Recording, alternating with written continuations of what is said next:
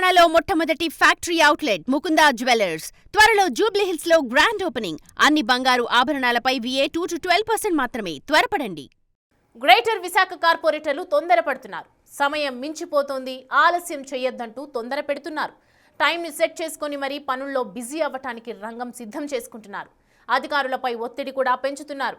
ఇక్కడ పార్టీలతో సంబంధం లేదు, పదవులను పట్టించుకునే పరిస్థితి అంతకన్నా లేదు. నువ్వు మేయర్, నేను డిప్యూటీ మేయర్, వాళ్ళు కార్పొరేటర్లు అనే తారతమ్యం అస్సలు లేదు. కళ్ళ ముందు అందరికీ కనిపిస్తున్నది ఒక్కటే, టైం. సమయం ఉన్నప్పుడే చక్కదిద్దుకోవాలి అనుకున్నారు. అసలు జీవీఎంసీ కార్పొరేటర్లు అంతలా హైరానా పడిపోవటానికి కారణం ఏంటి?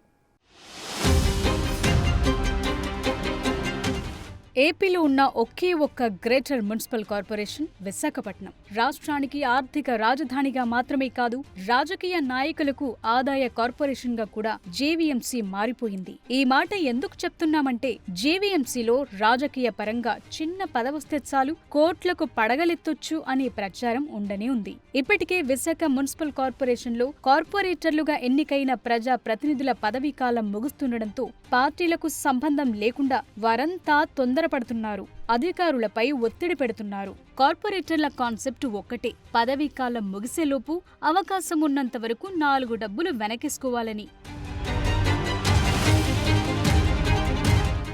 గత నెల రోజులుగా జేవీఎంసీ కార్పొరేటర్లు తొందరపడుతూ అధికారులను తొందరపెడుతున్నారు. ఎప్పుడూ లేనిది పార్టీలకు సంబంధం లేకుండా కార్పొరేటర్లంతా ఒక్కటే అన్నట్లు అధికారుల చుట్టూ తిరుగుతూ ఒకరికొకరు సహకరించుకుంటూ జేవీఎంసీ అధికారులే ఆశ్చర్యపోయేలా చేస్తున్నారు. ముఖ్యంగా జేవీఎంసీ కౌన్సిల్ పదవీకాలం ఇంకా 3 నెలలు మాత్రమే ఉంది. దీంతో కార్పొరేటర్లు తమ పరిధిలో ఉన్న పాత పనులతో పాటు కొత్త పనులపై కూడా దృష్టి పెట్టారు. ఎంత తొందరగా పనులు శాంక్షన్ అయితే అంతే తొందరగా పనులు చేయించేసి బిల్లులు క్లియర్ చేయించుకోవటానికి పావులు కదుపుతున్నారు.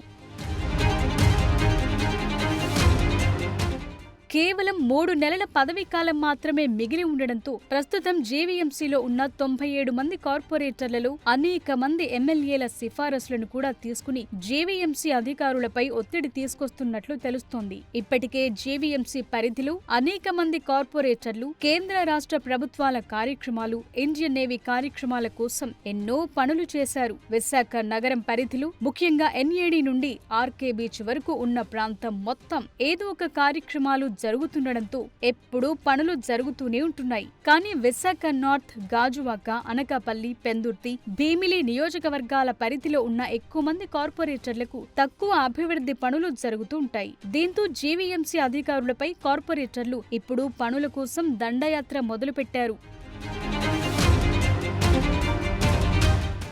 జేవీఎంసీ కౌన్సిల్ పదవీకాలం 3 నెలలే ఉండడంతో కార్పొరేటర్లు ఇప్పుడు తొందరపడుతూ పనులు చేయించడానికి 2 కారణాలు కనిపిస్తున్నాయి. కౌన్సిల్ ముగిసేలోపు చేయగలిగినన్ని పనులు చేయించి సొమ్ము చేసుకోవటం ఒక కారణమైతే, కౌన్సిల్ ముగిశాక ప్రజలెవ్వరూ డివిజన్లలో పట్టించుకోరు కాబట్టి కనీసం చివరిలో చేసిన పనులు చూపించి పరువైనా నిలుపుకోవాలనే ఆలోచనలో ఉన్నట్లు తెలుస్తోంది.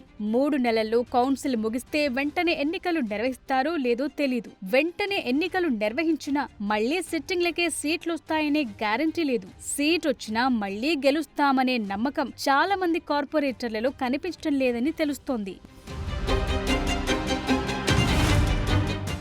ముఖ్యంగా గత ప్రభుత్వంలో, ఈ ప్రభుత్వంలో డివిజన్లలో కార్పొరేటర్లు ప్రజలకు ఎలాంటి పని కావాలన్నా డబ్బులు లేకుండా చెయ్యలేదు. దీంతో ప్రజల నాడి తెలుసుకున్న కార్పొరేటర్లు దీపముండగానే ఇల్లు చక్కబెట్టుకోవాలి అనే చందంలా డివిజన్లలో వర్కుల పేరుతో సొమ్ములు చేసుకోవటానికి సిద్ధమైనట్లు తెలుస్తోంది.